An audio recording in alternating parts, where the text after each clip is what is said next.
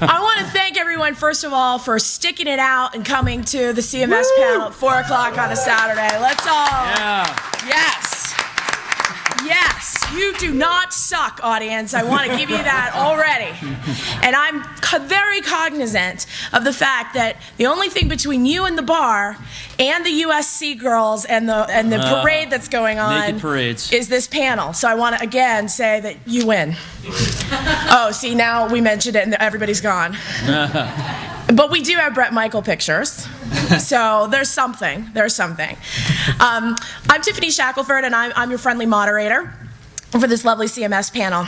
Today, I was talking to Wendell Cochran from American University. Is Wendell here?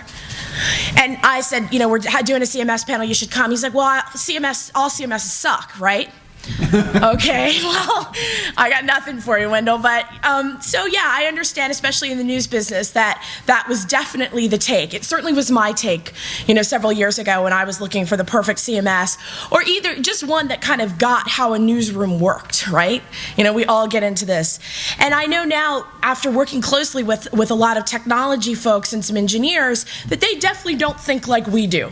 And I've gotten a lot of weird blank stares, like, what do you mean you don't know how to do that? You're an idiot. To which I say, no, this is how we think. And I think the good news is that a lot of technology firms and companies and products are finally listening to us, the people that need the WYSIWYG, you know, and the people that really need them to understand our workflow. So to Wendell, I wish he was here, because I would say, they don't suck so bad anymore. And there's a myriad of choices. And of course, no CMS is going to do everything you need it to do. But the good news is that there's a lot out there, and there's a lot of different ways to look at it. And you'll be able to find one that won't, you know, that will fit enough of your needs that you won't be beating your head against the wall, or, you know, accidentally watching Rock of Love just to save your sanity. So with that, we have a wonderful panel today. The first person is Chris Clots from the St. Paul Pioneer Press, and he just went through the process of finding a CMS. So he's going to really walk you through the process. And then we have two individuals from the technology side, Michael Weiss from Imagistics. Yeah, Imagistic. I'm sorry, I knew I was going to say it wrong, so I just thought I'd go ahead and flub it. And Jeff Walpole, the CEO from Phase 2 Technology. And we're going to hear about hosted solutions as well as open source solutions, and give you a lot to chew on.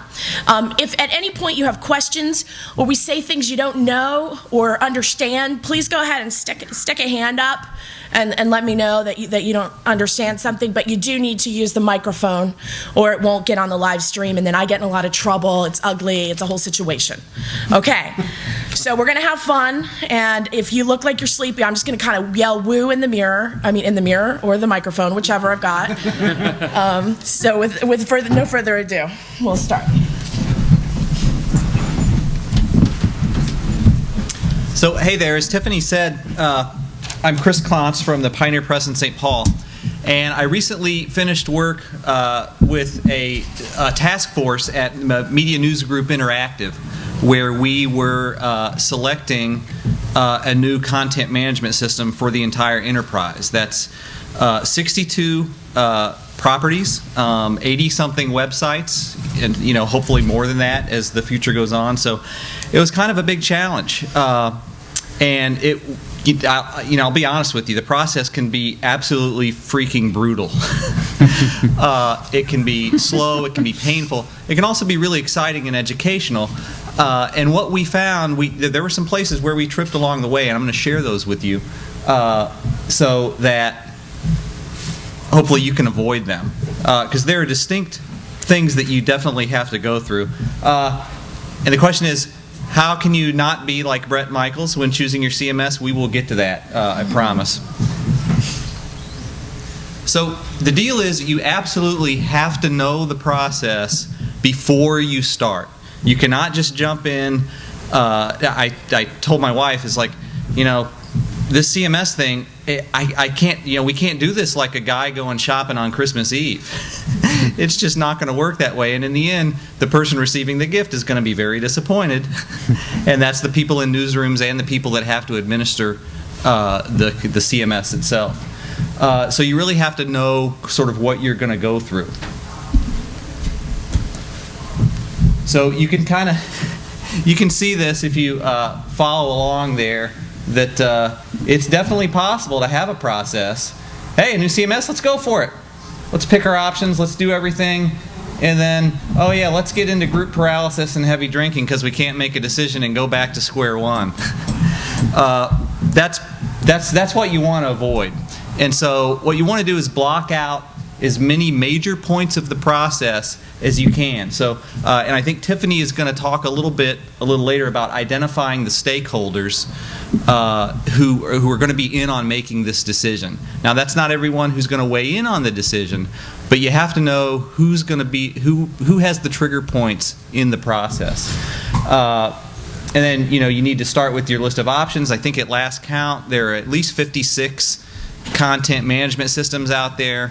Either living or dying or growing, and more if you include things that are just frameworks from which you can do your own.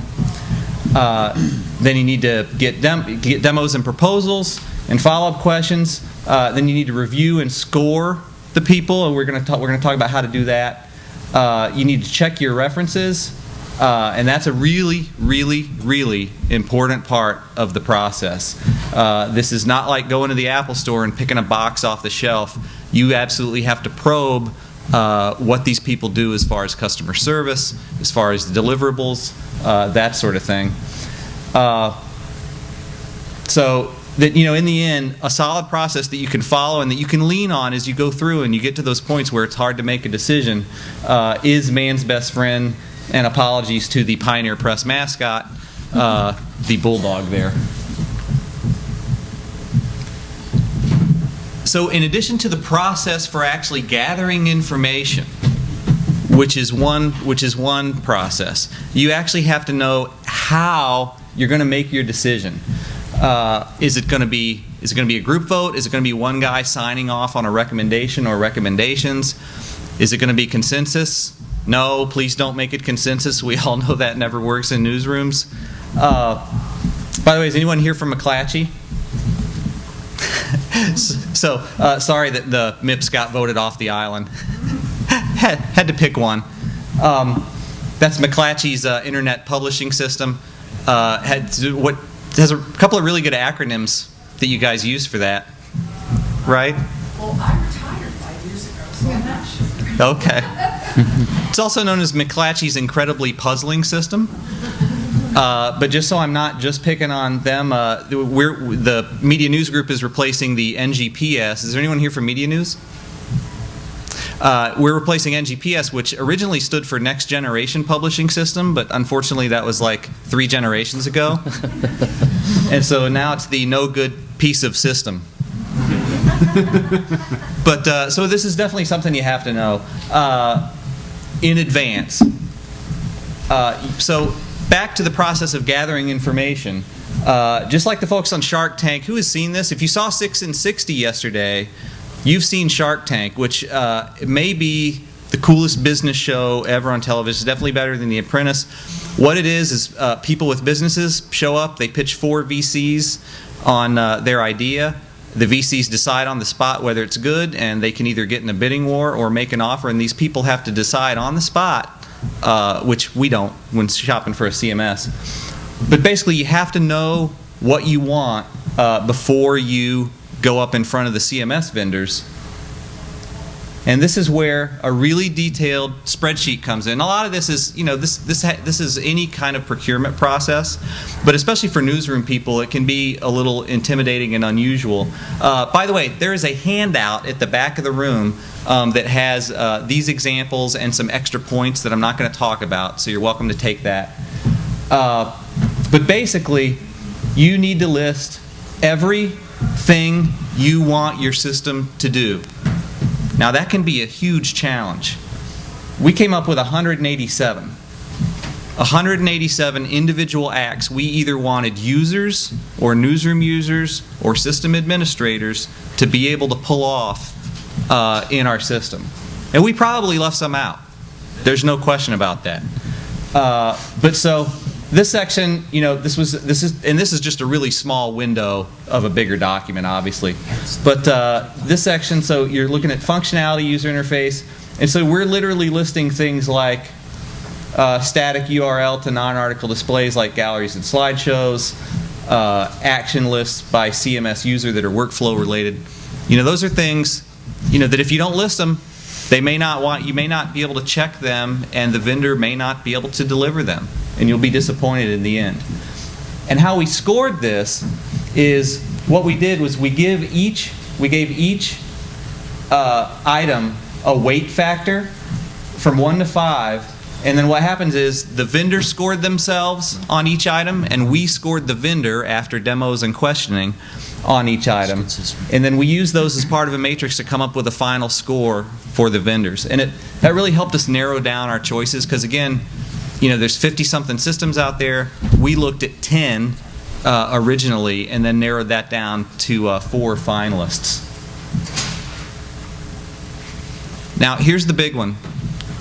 Just like on Clean Sweep, where they make people who have cluttered rooms and everything, they make them toss things in a keep pile, a toss pile, and a sell pile.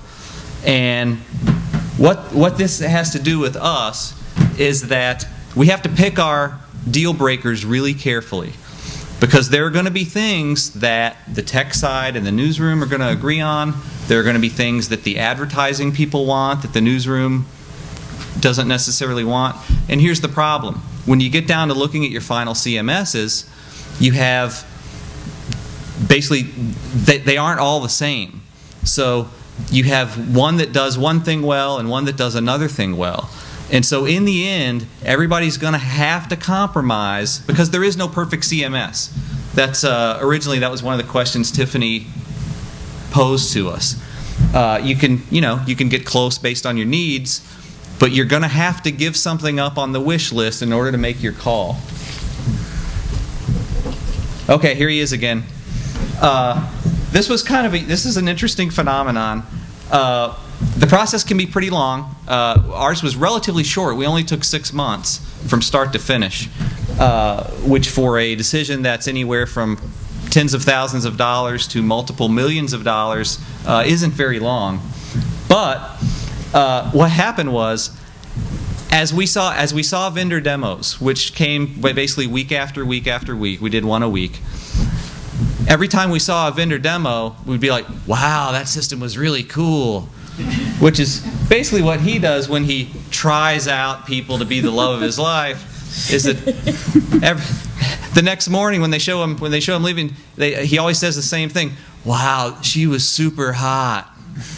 And so everybody can't be super hot. So that's why, frankly, that you lean on your score sheet to make those calls, is because it is a long process. You're going to have a hard time remembering things, and so that lets you compare them after the fact.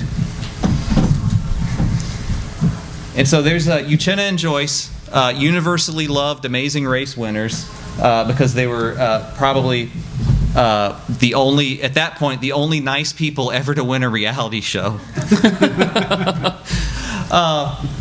So it is possible. One thing they ran into, though, is they ran out of money, and that's another point, is that you have to know what you have to spend going into this process, or else you're going to run into basically a financial ticking bomb where you realize that you can't afford what you like, and then you're back at that point where you have to start all over. One last point, and this is one that's on the handout, so again, please take those, is that as you're probing CMSs with vendors, especially, and this is especially with systems that are from big companies that have people demoing who are essentially salespeople sometimes, and not necessarily the tech people or people with newsroom histories, is that you need to ask them questions as if you were a cop trying to figure out a murder. You can be respectful, but be aggressive with asking about their reputation, things you don't know about. There was one vendor that I won't name. It was a big corporate system, and we asked them on a call. We said, "Hey, you guys kind of have a bad reputation for customer service. How do you try to address that? How does that change the way you approach your customers?" and the air got sucked out of the conference call instantly when the guy responded, well, people hate Microsoft too. Yeah, so that was our reaction. Now the sales manager who was on the call ended up calling everyone after the fact saying, he didn't really say that. That's not what he meant. But seriously, you have to ask a lot of questions and follow-ups. Don't be afraid of follow-ups, because that's absolutely the most important part of the process. So thanks a lot.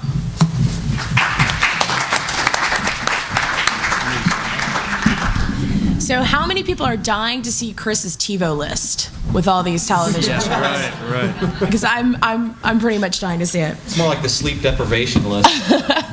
So we heard a little bit about the process that you can go through, and I think that Chris was really, really thorough, and the handouts got more information. He did mention identifying stakeholders. Barbara, can you quickly think about in your organization who your stakeholders are? Yes. Okay, I mean, that's really, it should be that fast, but remember, there's also the weird secret stakeholders. There's two of them. The one is the boss that needs to get involved because they just need to, but they're also usually the lowest common denominator, right? They're the ones that can't do anything on the system. But you do have to remember that they're there. And the second one, quite frankly, is your user. You have to get the CMS that works for you so you can get the content out in a reasonable, timely way. You do need to remember that when you're thinking about your stakeholders in a project. So we heard about the process, and now, the amount of people that are doing CMSs are dizzying. And we're going to hear now about the different kinds of options and again, kind of break it down to see how you need to think about your choices and what's out there. Well, first, we're going to hear from Michael.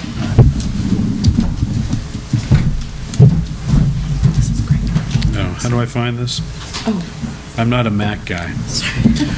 I don't use Macs. I don't see that here. Oh, I love them. I have an iPhone.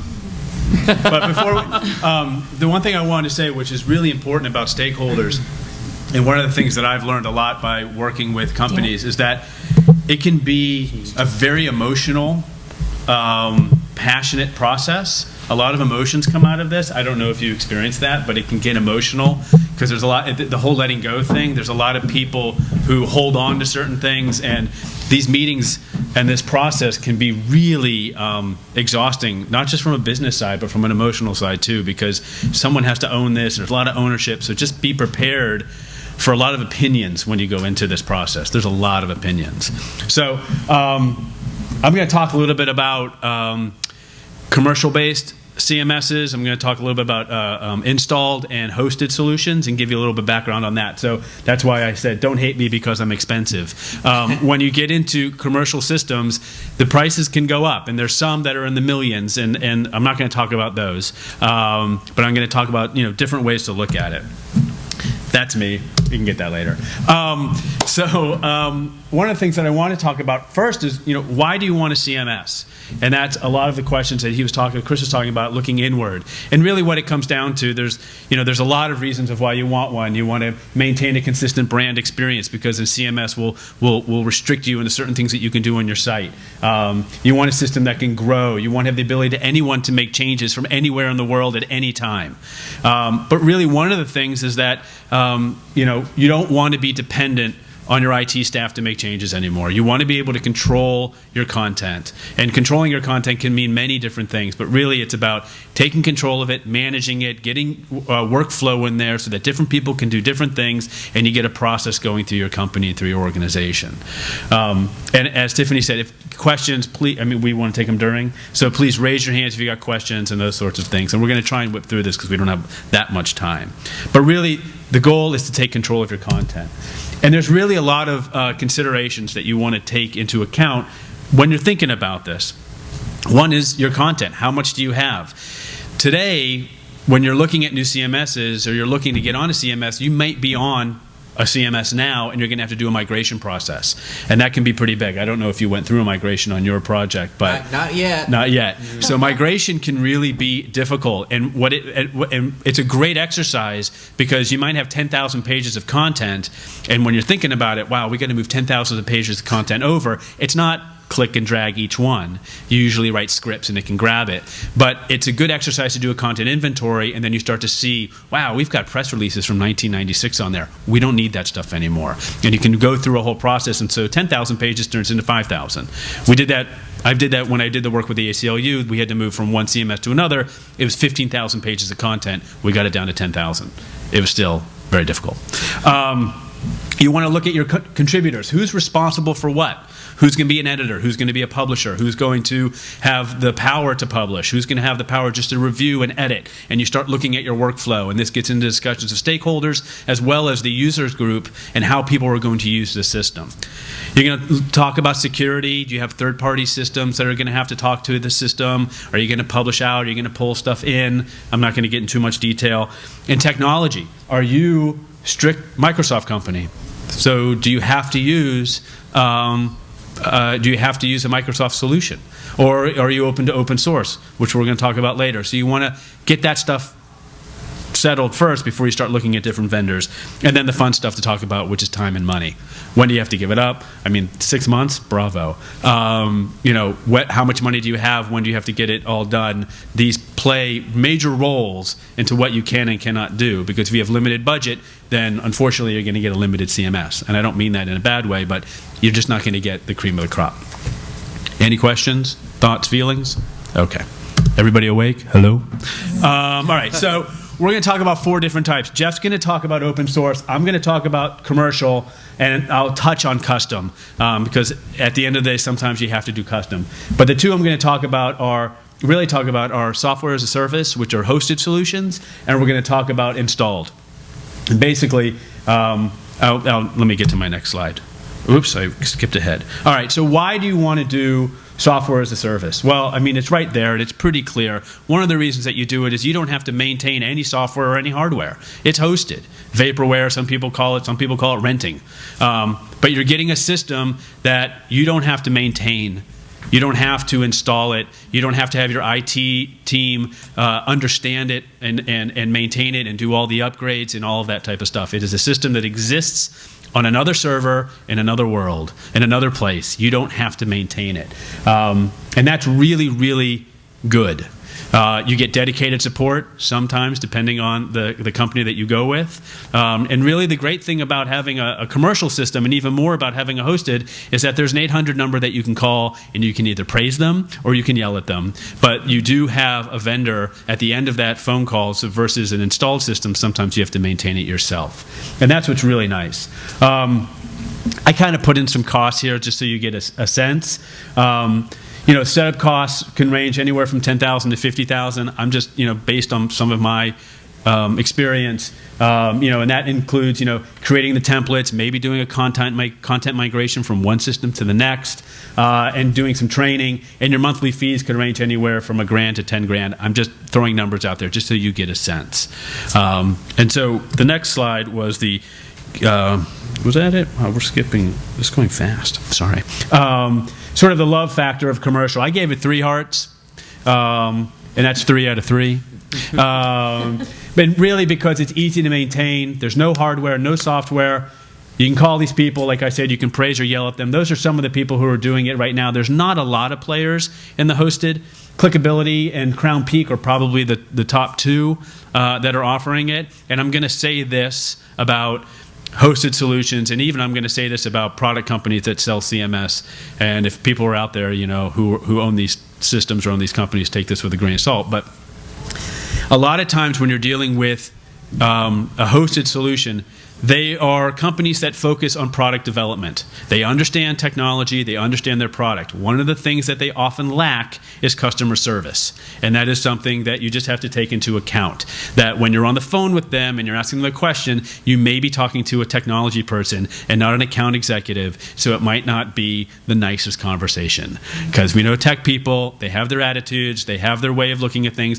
Don't hold it against them, but it's just they're not customer service people. And I find that in this hosted solution area, they lack that. And that's a difficult thing to deal with because you, as the customer, need that help. You are not technology people. You're relying on them, and you really need them to take care of you. And I'm just sort of putting that out there and making that known. Their systems are great. They're powerful. They're strong. It's just that's one of the things that I think is sort of a downer on them. So maybe it's 3 out of 4 hearts. And so the other thing just about commercial is that regular updates are made, patches are up there. You don't have to worry about versioning because you're paying every year for your license fee. So when they have a new version, they automatically upload it and your system has it. It's a nice thing to have. All of a sudden you have these new whiz-bang products within your product because that's what their job is. Commercial installed. Why do you want to do this? Well, because your IT department says, no, it has to be in-house. I don't trust it anywhere else. I don't want our content on another server somewhere else because they could say they own it, they could take it, we don't feel secure. We want it in our building or we want it on our own servers in our own center. So that's really one of the reasons why you want to do commercial installed. Your internal team, here's the thing, you have to have an internal team or a vendor to maintain it. To install it maybe, to maintain it, to do the upgrades, and you're going to do manual upgrades because again, it's not sitting on a hosted solution. You're basically getting a DVD or CD and you're installing the software onto a server. So when updates come and patches come, it has to be done manually. So you're going to have to either have your vendor do it or your IT staff is going to have to do it. Again, you can choose what you upgrade with, versus what you don't want. So you have a little bit more control of your solution.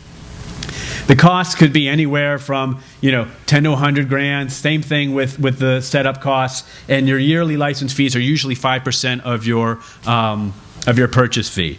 And I gave it a 2 out of 4 because I think there's additional work to maintain it. But some people may look at that as a good thing because your IT staff might say, "Yay, it's ours, we control it," which may be a good thing or a bad thing because then it becomes an IT project. And then IT maintains it and IT owns it, and that might be a little bit of battle in the organization. These are some. There are many. You said 56. If you go to cmsmatrix.org, I think they're a .org. .org, yeah. It is a massive list of every CMS that is out there. And you can click through and choose different things that you want to see based on what they offer. But it's a massive list. There's Vignette is extremely expensive. Ectron is a .NET solution. Paperthin is a Cold Fusion solution. Microsoft obviously is .NET. And there's and Interwoven. They've been around for a long time. And these are some of the installed ones. Thank you. So that's commercial. Any questions about commercial? Anyone? All right. At CMS Matrix, is there also like rating information? Yeah, there's rating information. People put reviews up. It's not the best looking site. It's a little clunky, but it lists every single CMS you can think of from WordPress and and it links to a lot of demos too, which is one of the really cool things. You can go try them out.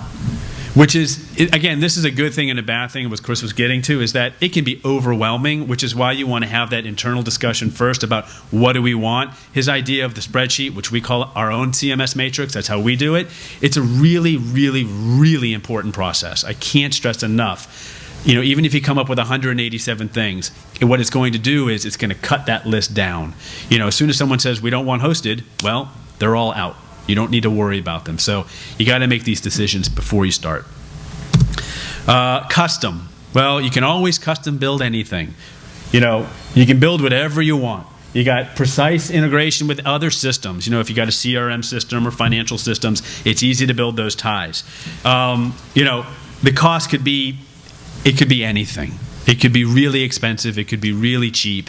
It really depends on the features and functionality that you want to put into this. So, you put your matrix together, chances are there's going to be a vendor out there that gets 90%, 80% of what you need. There's no sense to build it. I mean, I own a shop that builds things. So I'm saying, custom isn't always the way you want to go. It's a long, long process, and you become focused more on the technology than you do on the solution in your content. I'll just put it out there.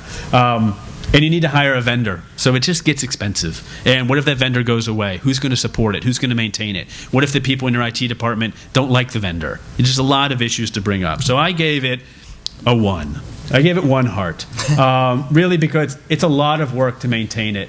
There's the updates. You've got to get servers and maintain it on the servers. You've got a lot of features and functionality. If you want to add something new, it's custom code. You don't get updates. You don't get, hey, we've got a new patch for the system. Hey, we've got a new feature. You have to come up with that feature, and you have to build it. So that's sort of my, I don't know, 10, 12 minutes on it. Yes? Unfortunately, on that category, The mic, please. we didn't have a choice that it was custom. It was something that our owner wanted to do. Are you stuck with the developer once they build it? No. They're the only Well, ones that can. It depends, and because all I'll say is read the contract, because your vendor may say this is a proprietary system and we own the code, you don't. Got it. So when you do a custom solution, make sure you own the code, because if you own the code, it's yours, and then if you want to fire that developer and go to somebody else, you can. But I've seen it too many times where organizations are stuck because in the contract it turned out to be proprietary code and they can't do anything with it because the vendor owns it. And also, just make sure that in your contract that documentation is specified, because Yeah. that's another Yeah. thing. They can build it and Thank it you. can work great, but then they can walk. And if you don't know what they've done, it can take a long time to try to figure that out. Yeah, for instance, when we did one solution migrating from an old system to a new system, there was no documentation. We had to reverse engineer the entire system just to understand how the data was in there, and that cost our client a fortune, but there was nothing else we could do. Yeah, and just one other added point, that documentation point is exactly what I was going to say. The other thing is, when you bring in another vendor to potentially take that over, don't fire your other vendor until you've really let the new vendors look at what they're getting into. In all fairness, it's as much about whether they're comfortable taking over that code base as it is you being comfortable with them. So you should allow them the due diligence to look at that code base and make sure there's something that they'd be comfortable taking over and inheriting. It's like balancing 2 mortgages. You know, you kind of pay both for a little while because you don't want the old vendor to know about the new vendor, because as soon as you get into technology, it's a turf war. And just being honest, the old vendor may say, well, F you, you guys chose somebody new, we're not helping anymore. And then you're stuck, and that's not fair to you. So it's money well spent. So that's me. So we'll hear about open, oh yes, clap. So Jeff's going to talk about open source. While he's getting his thing up, I just would like to point out that here at the CMS panel, we're all about love and hearts and you know, things that are super hot. I just wanted you to know that. Super hot. Super hot, yeah. I'm the one in the back with the gray hair.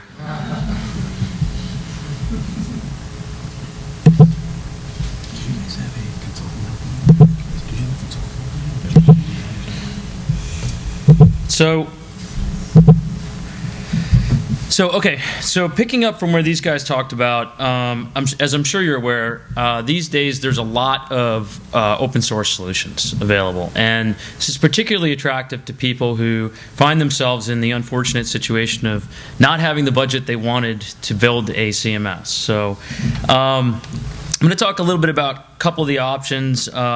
Try to be a little bit light on details on these things. That matrix is an excellent resource, and as both of these guys alluded to, it's very deep. There are gajillions of options, so I'm only going to hit the high points on a couple of the things that I think a lot of you have probably heard of. So can I just get a show of hands and make sure that I really understand who I'm talking to here with regards to open source? Does everybody, who here feels they understand what open source is all about?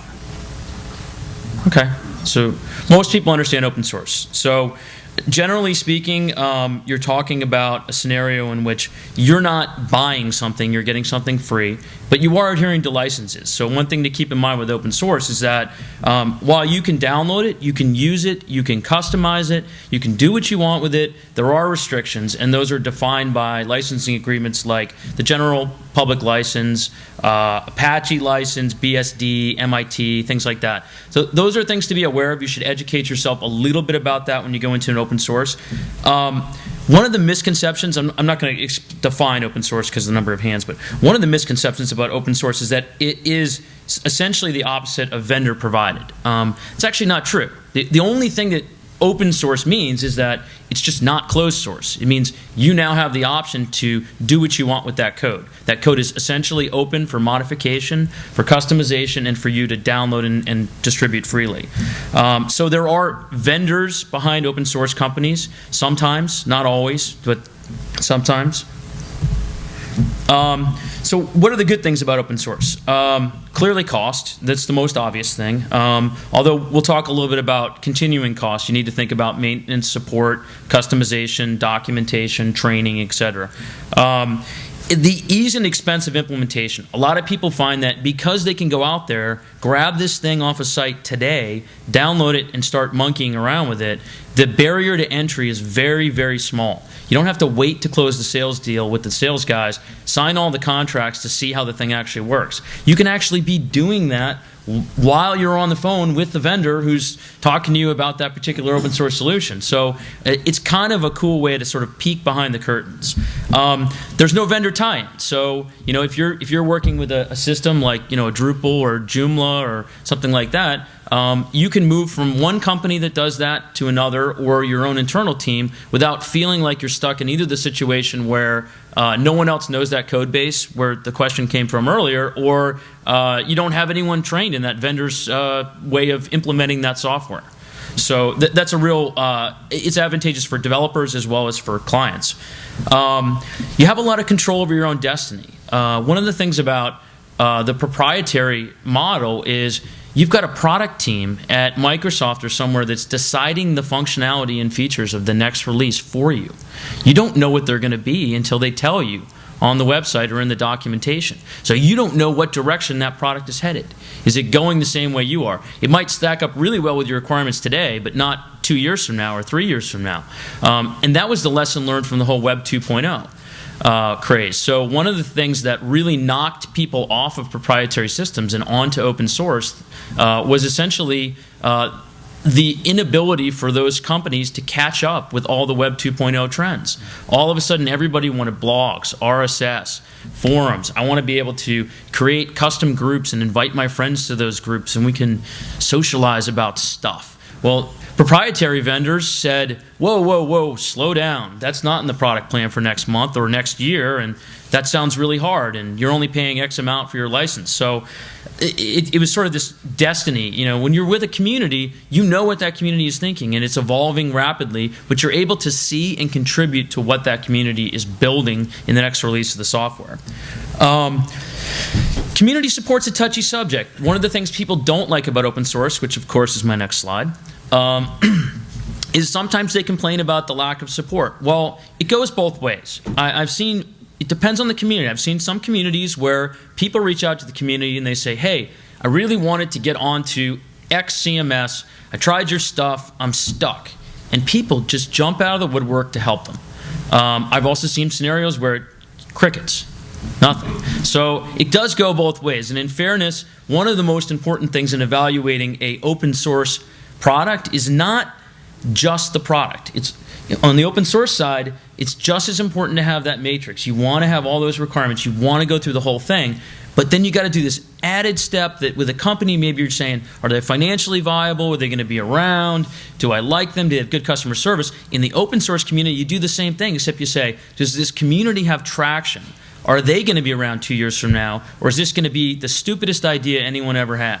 So you really want to look at the size of the community. You want to look at how often they're putting releases out. You want to look at how active their developers are, how passionate the people in that community are about the product that they're building, and whether it's going to be around in a couple years. So modularity is essentially more of a technical concept, but the idea that I can take a core piece of functionality and then I can extend it with contributions from the community. These things are called extensions, modules. Depending on the community you're working with, they have different terms. But the idea is you bolt on the stuff that you want and you leave the other stuff behind, which is kind of cool when you think about the way we used to build software, which is the old sort of Microsoft model, which is I'm going to give you every single feature in Microsoft Word, and most of us only really know like 5 things. We just go to that file menu, and all that other junk is there we don't use. Well, that's just bogging down any kind of system. It's feature bloat. You don't need it. Look for something that's modular. Bolt on the stuff you want, because you take a performance hit, you take a code hit, you take a maintenance hit every time you get stuff in there that you don't need. And then the last thing, what I think is really interesting about open source is this idea that there is a community of tens or hundreds of thousands or maybe even millions of people that are out there innovating for you. So can you imagine a scenario in which we go into places and a client says, well, I really want this, and we say, it doesn't do that just yet, but it is gonna very, very soon, because we see it building. We see people contributing code. We can actually watch them committing that functionality to a repository that my guys can download, look at, and say, they'll be there in a couple weeks. That's really, really cool, because you don't pay for that. You don't pay for it in licensing fees, and you don't pay for it in development fees. That's happening for you for free. All right, so what's the catch? Obviously, there's a catch with open source. There are some things that don't necessarily work out, and you need to think about your culture and your newsroom and the people that you're working with to determine whether these are showstoppers for you. We talked about picking the right community. Sometimes it's hard to figure out where to start. I'm going to show you a few options of different things out there. People are constantly obsessed with which one is better than the other. It's just really hard to figure out with all these options which one to use. So we'll talk about that. You're going to need some consulting help, or you're going to need an internal team that gets these technologies. So don't expect that you're going to download this thing, install it, and everything's going to be hunky-dory. You're going to have some tech guys still. Okay? And maintenance and support is this idea that, just because you built it and you got it done according to your version 1 specs doesn't mean that when that site goes live, that thing's not going to be changing every single day as you're getting feedback from users, from your newsroom, internally, externally. There's going to be pressure to innovate, change, and add stuff to that site. There should be. That's healthy. No website is ever done when it's done. So think about who you're hiring and whether those people are going to support you for the long term in maintenance and support, or think about hiring and people that understand that in-house and investing in that training so they can maintain it for you. Staying up to date, one of the nice things about these hosted solutions, as Michael said, is they're going to push those updates for you. When you download open source, you're on your own. There are models out there. There's a company in the Drupal community we work with called Acquia, we've been sharing this booth with out here, and they provide maintenance and support activities and 24/7 support, because you know what? A lot of people want that phone. They want that phone call. It's like Red Hat and Linux. People just aren't going to invest in that unless they feel comfortable that there's some way to get upgrades and patches and maintenance done. So, all right, here's 4 popular open source content management systems that we often compare. There's a little handout, the flyer up here for a wonderful 60-page complete analysis of comparing these 4. They are not the only 4. They are 4 that are very popular with publishers. They are 4 that are very popular with nonprofits. They have strong communities. They all have great products. I've used all of them. We've deployed all of them. I recommend all of them. But they're different. They each have their inherent strengths and weaknesses. So kind of going from, I'm going to make this really, really easy. So going from top to bottom, and I've had this discussion with quite a few faces out here at the booth the last couple of days. Getting on something like WordPress to get a blog started, to get a simple site started, is just so easy. And it's just such a great piece of software for getting started quick. But it has limitations. It doesn't scale the way one of these other tools is going to scale. It's just architecturally very simple, which is exactly why it's easy to use. It doesn't have a lot of that stuff in there. It's very light, it's very fast, and it's very user-friendly. Joomla, very similar, kind of moving up the stack. Drupal, pretty good middle ground. A lot of flexibility, a lot of integration capabilities. It's definitely something developers like because they can bolt on stuff. And then you've got something like Plone. Plone's very technical, but amazingly flexible and amazingly friendly for integration for developers. So I'll get into a few more examples of this. And this actually came from a CMS report, and the 60-page report is a different one, but we'll get into that. People ask me all the time about frameworks. This community loves Django.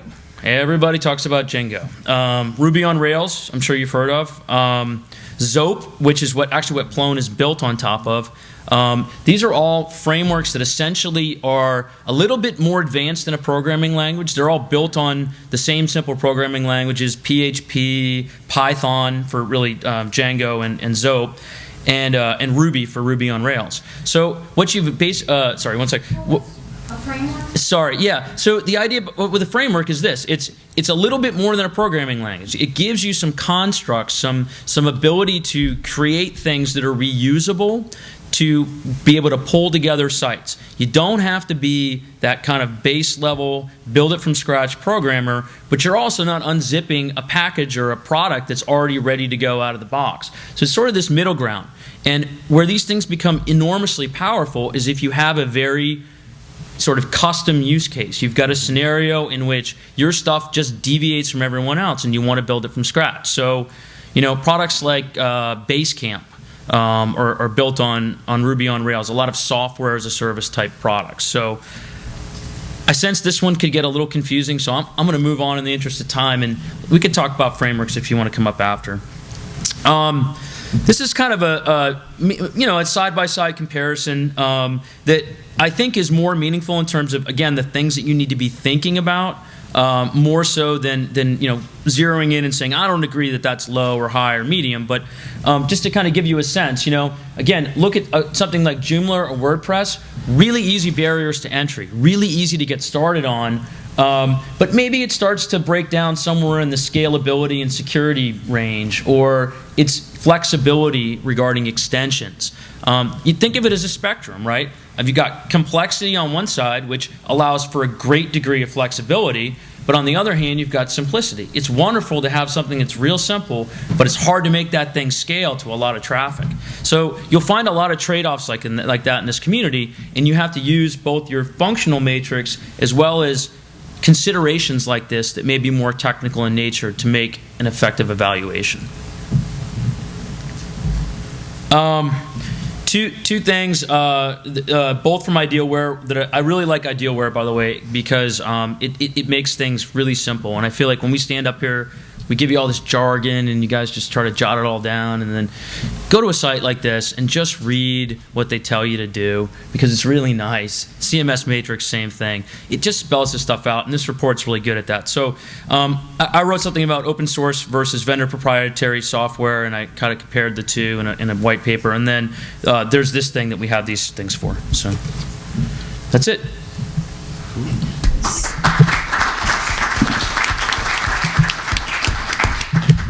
You made it. Who's got a question? Can you go to the microphone so that we can get it on? Because it's probably a question that someone else has. On the open source CMSs, I just wondered if you might be able to offer some tips on finding developers to work with in each of those areas.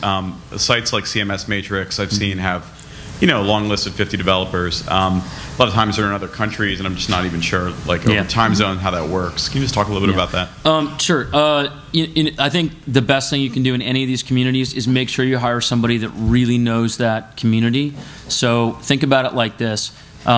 Since there is no company, you're dealing with a community, you want the people that really understand how that software works, where it's headed, the people that are making the contributions to the community, so they're actually writing the modules or writing the patches for that core. A lot of people can go out there and download that stuff and use it, but you want to look for the leaders. You don't want to look for the followers, and that's one of the key things. And of course, it comes down to cost too.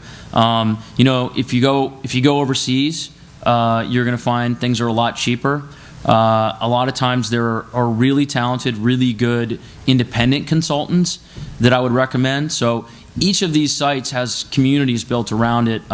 Most familiar, of course, with Drupal, but all of them have it. Go on there, ask questions, talk to people that look for who's contributing the modules, look for who's doing the leadership in the community, and ask people, who are the best developers for this thing.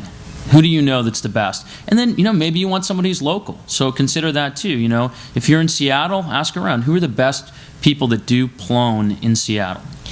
If I could add to that, I'd also suggest go to meetup.com. Check out your city's meetups in these softwares. You can often go and find some really smart people, or find out what they're talking about and what they're doing, and get a feel for the community there. Michael, did you want to add it all to that? Well, I was just going to say that like Drupal.org, you can go to that site and you'll find vendors, you'll find people. The thing that's great about them is that these communities, it's a great way to call it, it's community. So these people are passionate about what they're doing. So as soon as you start contacting them, it's just going to get a good feeling. We are about love. But it really is. You'll get a good feeling from people. And you know what? If you see sites that you like, and you see that it's built on Drupal, call them and say, who built it? Yeah. If you see, you look, you see PHP, or if you look in the code and you search for Node, you'll know that it's a Drupal site. Find out who built it. Call them. References are key for what for commercial and for open source. Yeah. There has to be more questions. There's no more questions. Oh, good. I'm typing, I'm tweeting. Multitasking.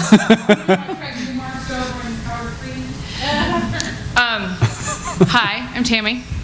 And one of the things we've talked about a lot here is, as journalists become entrepreneurs and they're hit with the demands of publishing their own sites or trying to get their feet wet and do things, could you talk a little bit more about some of the open source things people can get their hands on? Like, for example, one of the other conference goers I was talking to said, everybody who's new to the web from the newspaper wants to come in and rechange their website, when really they should be in a sandbox of their own blog, playing around, getting used to it, and learning about it before they come tell the web people what to do. So what would you suggest people do to get started? You mentioned WordPress, but that has a really serious limitation in simple things like changing your fonts. So tell us your recommendations. Everyone's looking at me, right? Well, Michael, you want to start this time? I can start. Well, I was going to say WordPress. It's a good place to start. Strictly for the reason that we talked about. It's limited. Therefore, you're not going to be overwhelmed. The question is, are you going to focus on technology? Are you going to focus on content? And, it sounds like if you're an entrepreneur and you're a journalist and you want to get your stuff out there, you're really focusing on what you're writing. And WordPress allows you literally in 10 minutes to start writing. You choose a theme, you choose a couple of things, you click clear, and then you're writing and you're published. And I think that's really the place you want to start.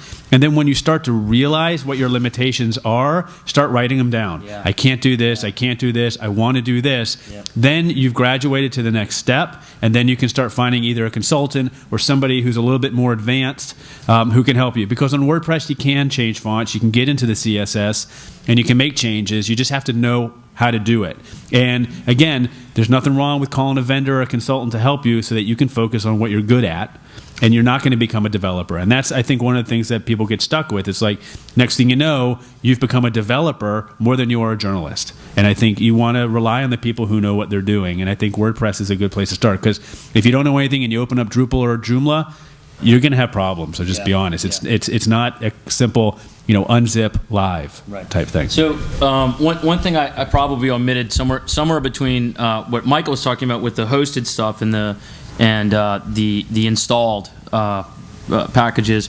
There's a similar concept in open source. So when we talk about WordPress, there's two things. There's WordPress.com, which you can go on today, sign up for an account right there, sort of self-provision yourself a content management system right there on the page as you speak. And then there's WordPress, which can be downloaded, installed, customized, and all that kind of stuff. Drupal is making a move in that direction. Drupal has been typically a very hard thing to wrap your head around at first, and the community has embraced that, and Acquia has put something together called Drupal Gardens, which will be out in Q1 of 2010 or next year, that basically mimics the WordPress functionality of being able to go online, set up a site, do the hosting, pay with your credit card, whatever, do that stuff right then and there, and then it has a theme builder, so you can actually toggle through themes just like a slide. Just like in PowerPoint, you can just change the theme that you want, and you can configure all the style sheet changes through UI mechanisms. So these open source communities are realizing that there's this barrier to entry that they need to even bring lower. And so everybody's kind of jostling for that entry level, I want a website person. Next question.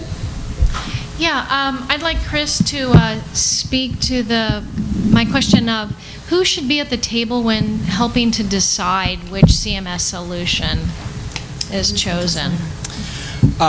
Essentially, well, Tiffany just said who is the decider, and that's a tougher one. But basically, you want anyone you want representation from anyone who's going to be touching or is going to be touched by this system. Now, that's a big group because you're talking about ad sales people, ad entry people, people who blog, reporters. It's a big group. So is your question more who should be helping to gather that information and create the discussion, or making the decision itself? I think making the decision itself. It sounds like you're talking about, when after you've gone through the evaluation process, you've done the matrix, you've narrowed down vendors, you're at that kind of final point. Maybe you have a smaller group at that point. Maybe it's 3, 5 people. Like who are those people? Right. I can tell you what we did. We had basically a key group of people, and it was about 5 or 6 from different properties representing different skill sets. And because we work for a large corporation, of course, we didn't really make a choice as much as we make a recommendation that then gets sent back. So the smaller your business is, the smaller your group is, the easier it's going to be to figure out who that is. But generally, there is going to be a single person who's going to have to say yes or no, and that yes or no is going to be based on the case you make, the case that group makes, that, okay, this system or systems that we've selected to be finalists and to negotiate with, whatever, can work for us because of this, and this. In other words, it's sort of your small VC pitch to someone in your own company that you need to give up the money to do this. So essentially, I guess I'm saying it's a publisher, it's a CFO, CEO, who's going to end up making the actual decision to pull the trigger. But making the decision on what the CMS is driven by the group, and it's driven a lot by the process. When we finally got back on track and decided how we were going to make our decision, which is what we hadn't decided when we started, when we had that process, a lot of things became really clear. And so it wasn't just, okay, guys, let's sit in a group and let's decide what we're going to do. We said, okay, guided by this matrix that we created and the vendor scores and the answers to our questions and the reference checks, what 3 systems best meet our needs. And then after that, we had a discussion, okay, these 3 systems have given us original bids. Do any of those bids eliminate them because of the budgetary kind of, parameters we had been given? But so it's the group that's going to make the decision. But if you have that process, it's going to be a lot easier than just a sort of that consensus discussion that I talked about. That's impossible, even if you're trying to decide what to order for pizza. And make sure IT is involved, because at the end of the day, you're going to need their buy-in, because eventually you're going to have to rely on them. So don't cast IT out in the beginning. Don't bring them in the middle or the end. Yeah. It's just not worth it. Right. Yeah. Like I said, it's anybody who's going to be logging on, touching, or otherwise come in contact with the system, you need to have representation. Yeah, and just to add to what Michael said, one really efficient way to do that is have representatives from IT the entire time. And in that matrix that he had, there's probably, the way I do it is I actually have sections in that matrix, and there are sections that are IT specific. So under the IT section, I will have them say, put a relative ranking on the importance of security, flexibility, maintenance, documentation, all these things that the IT team inevitably is going to end up supporting for you guys outside of the newsroom. That's exactly right, and that's why you have reps from those different skill sets, is because they end up being the judges of the specific portion of the system that's going to touch them. Hi, I'm Rachel. I work for a Brazilian financial newspaper, and we have plans to integrate our newsrooms. But our print CMS is not good at web. Do you believe it is better to buy a new CMS or to choose a new CMS for both, or use only a different CMS for web? Chris, I'm going to let you. Yeah, I can start with that. There are systems, essentially almost every newspaper, news organization, the system is still separate. The web system is still separate from the print system. There have been a lot of proprietary, bigger players who have moved into trying to create a unified system. That comes with problems, but we ended up looking at, there was one player, Eidos Methode. I don't know if y'all are familiar with that. It's a European company. They just signed with the Washington Post. And the big attraction that the Washington Post had was that this is one system that's essentially content agnostic, that basically serves the same information to multiple platforms very easily, and platforms including the print product. There are others for the web, and do whatever you have to do. I mean, everybody, for us, it's an XML out feed that just sends everything to our web system, and then it gets digested. But generally, that's where we headed. Do you guys see anyone else doing anything different? I haven't. Yeah, I don't have as much experience with newspapers specifically, maybe a little, but yeah, my sense is that Chris is right on with that. There are a lot of big papers, I think, that keep those two separate, and for all the reasons he mentioned, flexibility, best of breed, keeping that print CMS operating the way it was and retaining that investment while adding the web stuff that you need to stay a little bit more nimble and flexible. So I don't think I added anything to what he said. I just repeated it. It's not easy for the journalists to use different. Yeah. Well, yeah, and I think what Chris is referring to with the XML feed is that they're taking, if you're originating in the print system and then you're taking a feed, a dump of all that stuff that's going in one feed into the content management system to pre-populate all of it, and then it's essentially massaged and webified. Within that environment, but the core content comes over as XML. I think I understand what you're talking about. You want integration of staffs now in newsrooms. So if you're going to integrate staffs, you would really like those staff to be working on one system rather than two. The problem is that the one system solutions that have been offered right now are like company killers because they cost $10 billion. Sure. So do you guys see any movement towards more open source stuff? And I guess it's Drupal and Go and Black is in the room that is moving that way. Well, I don't know. actually, there are in kind of a reverse move. There are web systems now that are trying to work at basically being able to send things back to print, and so that gets kind of at the same idea.